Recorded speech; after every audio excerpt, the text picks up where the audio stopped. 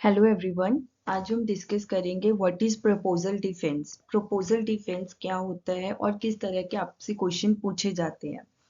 Proposal defence research journey में एक सबसे इम्पॉर्टेंट स्टेप होता है। अगर आप चाहे यूजी के स्टूडेंट हो, चाहे पीजी के, चाहे एमफिल कर रहे हो, चाहे आप पीएचडी कर रहे हो, ये सबसे इम्पॉर्टेंट स्टेज होती है जहां आपको पता चलता है कि आपका जो रिसर्च प्रपोजल है वो एक्सेप्ट होगा, रिवाइज्ड होगा या फिर रिजेक्ट होगा। बहुत इस स्टेज पे बहुत सारे स्टूडेंट्स जो होते हैं नर्वस फील करते हैं। इसलिए नहीं करते कि उनकी रिसर्च जो होती है वो वीक होती है, बट इसलिए कि अपकमिंग क्वेश्चंस उनसे क्या पूछे जाएंगे उसके लिए ज्यादा नर्वस होते हैं।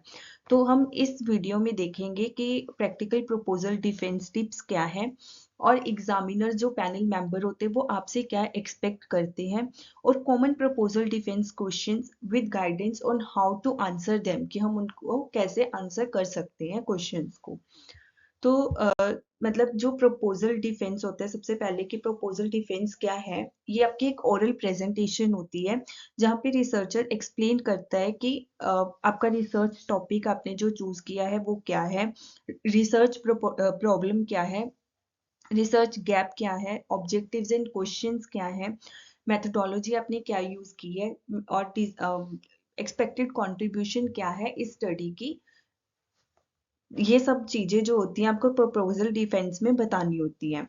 प्रपोजल डिफेंस में जो पैनल मेंबर्स होते हैं ना, उनका मेन एम ये नहीं होता है कि आपको कुछ फेल डिक्लेयर करना है उन्होंने उन्होंने आपको, बल्कि वो आपको टेस्ट करते हैं कि आपको अपने टॉपिक के रिलेटेड क्लैरिटी है या नहीं है, और आपको रिसर्च प्रोसेस के बारे में अंडरस्टैंडिंग है, और आपकी जो स्टडी है वो ओरिजिनल स्टडी है और फिजिबिलिटी है, उसको आप कर सकते हो। यानी कि आप रिस्पोंडेंट से डाटा कलेक्शन कर सकते हो या नहीं कर सकते हो, रिस्पोंडेंट्स आपको इजीली अवेलेबल हो जाएंगे या नहीं हो जाएंगे, आपकी लोकेशन क्या है। ये सब चीजें उससे प्रपोजल में आपको जो डिफेंस पैनल मेंबर्स होते हैं ये सब आपसे डिस्कस करते हैं कि आपने क्या चीजें ली है, और अगर आपकी स्टडी ही फिजिबल नहीं है then obviously they will reject your research proposal. Otherwise हमेशा वो आपको सजेस्ट करते हैं कि आपको इस चीज में यहाँ पे इम्प्रूवमेंट करनी चाहिए। और प्रपोजल डिफेंस की अगर हम टिप्स देखें तो सबसे पहले यह कि आपकी नो योर टॉपिक कॉम्प्लेक्सिटी, आपको हमेशा आपके टॉपिक के बारे में क्लियर होना चाहिए कि आपने ये टॉपिक चूज क्यों किया है और ये टॉपिक किस प्रॉब्लम को एड्रेस करेगा, and obviously the main point कि ये रिसर्च जो आप कर रहे हो किसके लिए बेनिफिशियल है, सोसाइटी में किसके लिए बेनिफिट करेगी आपकी स्टडी। ये सब चीजें आपको पता होनी चाहिए। सेकंड है be clear about your research gap, हमेशा अपने रिसर्च गैप के बारे में क्लियर होना चाहिए आपको, कि आपको ये पता होना चाहिए कि प्रीवियस स्टडीज में क्या क्या हो चुका है और उसमें क्या अभी नहीं हुआ है, और वो जो चीज नहीं हुई है आपको उस गैप को फिल आउट करना है। हमेशा जैसे अगर हम रिसर्च गैप लिखते हैं ना, कभी भी ये मत लिखो कि no study has been done, कि इस पे कोई स्टडी ही नहीं हुई है। इसकी बजाय आप ये लिख सकते हो कि हमें लिमिटेड स्टडीज हैं, जो लिमिटेड स्टडीज हैव एक्सप्लोर्ड, कि इस टॉपिक के ऊपर लिमिटेड स्टडीज एक्सप्लोर की गई हैं। Third, align objectives, questions and methodology, सबसे इंपॉर्टेंट स्टेप है आपका कि आपके ऑब्जेक्टिव्स, क्वेश्चंस और मेथोडोलॉजी हमेशा एक लॉजिकली कनेक्टेड होनी चाहिए। अगर इसमें से कोई भी चीज आपकी मिसमैच होती है देन ऑब्वियसली जो पैनल मेंबर्स है वो क्वेश्चन रेज करेंगे ही करेंगे कि आपके ऑब्जेक्टिव्स कुछ है, क्वेश्चंस कुछ है और मेथोडोलॉजी कुछ है, आप ऑब्जेक्टिव्स को अचीव कैसे करोगे।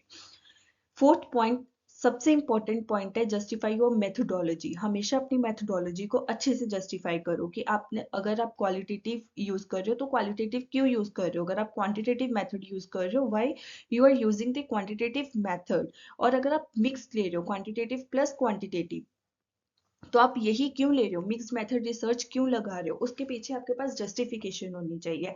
इसमें ये नहीं होता है कि आप क्या कर रहे हो, इसमें पैनल मेंबर्स का हमेशा क्वेश्चन ये होता है कि ये क्यों कर रहे हो, why are you doing this. Okay, हमेशा आपको यही पूछेंगे। और प्रैक्टिस डोंट मेमोराइज, सबसे इंपॉर्टेंट पॉइंट यही है कि कभी भी आप अपने जो आंसर्स होते हैं उनको मेमोराइज मत करो, कि जितना आप मेमोराइज करोगे वो हमेशा आर्टिफिशियल साउंड करेगा। ज्यादा से ज्यादा मतलब अपनी जो आपने किया है रिसर्च में, अपने रिसर्च प्रपोजल बनाया है, रिसर्च प्रपोजल को अपने ऑन वर्डिंग में उसको एक्सप्लेन करने का ट्राई करो। Obviously it will improve your confidence and the flexibility. Next point है बी कॉन्फिडेंट एंड ऑनेस्ट, हमेशा अपना प्रपोजल जब हम डिफेंड करते हैं हमेशा मतलब आप कॉन्फिडेंट होने चाहिए, ऑनेस्ट होना चाहिए। हमेशा अगर आपको कोई क्वेश्चन का आंसर नहीं भी आता तो आप उसको पोलाइटली एक्सेप्ट करो कि नहीं सर मुझे ये नहीं आता, but I will explore it further. Okay. और कभी भी उनसे आर्ग्यू मत करो, कभी भी अपने गैसेस मत लगाओ पैनल मेंबर्स के साथ, वो आपको आपके थीसिस का, आपकी रिसर्च का गाइड ही कर रहे हैं, राइट। नेक्स्ट है कि आप आपसे क्वेश्चंस पूछे जा सकते हैं। अब हम डिस्कस करेंगे कि एक्सपेक्टेड क्वेश्चंस क्या पूछे जा सकते हैं। सबसे पहला, why did you choose this topic. सबसे पहला आपसे यही क्वेश्चन मोस्टली यही पूछते हैं पैनल मेंबर्स की, आपने ये टॉपिक क्यों चूज किया है। तो इसका आंसर आप ये दे सकते हो कि हाँ, इस जो हमने टॉपिक चूज किया है इसकी एकेडमिक इम्पोर्टेंस है, प्रैक्टिकल और सोशल रेलिवेंस है, और मेरा खुद का इस टॉपिक में इंटरेस्ट है करने के लिए, राइट। नेक्स्ट क्वेश्चन ये हो सकता है कि what is the research problem. Research problem क्या है, तो इसमें आप क्लियरली एड्रेस करोगे कि ये स्टडी में ये इशू है और यही प्रॉब्लम है, और ये स्टडी जो ये प्रॉब्लम है ये इन लोगों को अफेक्ट कर रही है।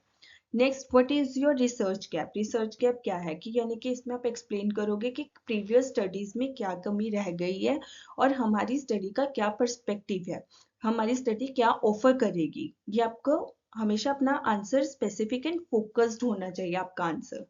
What are your research objectives. Research objectives हमेशा आपके क्लियर होने चाहिए, मेजरेबल होने चाहिए और अचीवेबल होने चाहिए। बहुत सारे ऑब्जेक्टिव्स बनाना उसको अवॉइड करो कि हमने एक ही थीसिस के अंदर बहुत सारे 7 to 8 ऑब्जेक्टिव्स बना दिए, ऐसे नहीं होने चाहिए। मैक्स टू मैक्स आपके 4 और 5 इनफ है। Next, why did you choose this methodology. ये हो सकता है कि आपने ये मेथोडोलॉजी क्यों चूज की है, तो इसके पीछे आपको जस्टिफाई करना है कि रिसर्च अप्रोच क्या है, आपका डाटा कलेक्शन मेथड क्या है और सैम्पलिंग टेक्निक क्या है। अगर आपने क्वांटिटेटिव लिया है तो आपने क्वांटिटेटिव क्यों लिया है।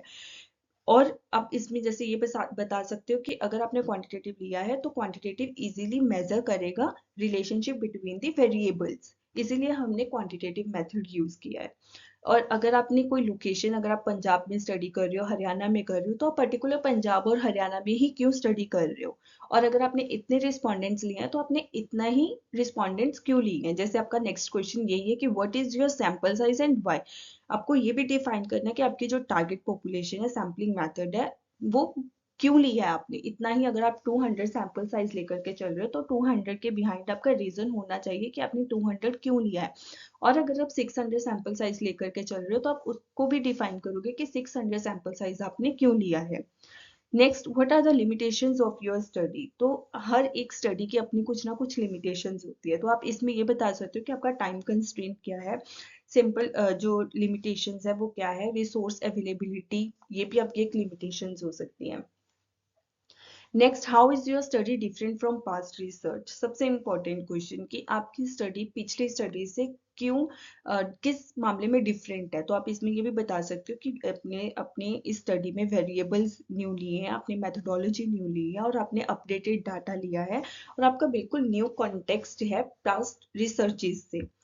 नेक्स्ट है आपका what are the expected outcomes and challenges you expect. अगर उन्होंने पूछा कि आपके एक्सपेक्टेड आउटकम्स क्या हैं, आउटकम्स क्या हो सकती हैं आपकी। एकेडमिक कंट्रीब्यूशन होगी, प्रैक्टिकल इम्प्लीकेशंस जो है, पॉलिसी और मैनेजर रेलिवेंस क्या है, ये सब आपको एक्सप्लेन करना है। ये डिस्कस करोगे, आप पैनल मेंबर्स को बताओगे। What challenges do you expect, क्या है कि डाटा कलेक्शन के टाइम आपको इश्यूज आ सकते हैं और रिस्पोंडेंट बाइस होती है, क्योंकि रिस्पोंडेंट्स कई बार क्वेश्चनर को अच्छे से पढ़ते ही नहीं है।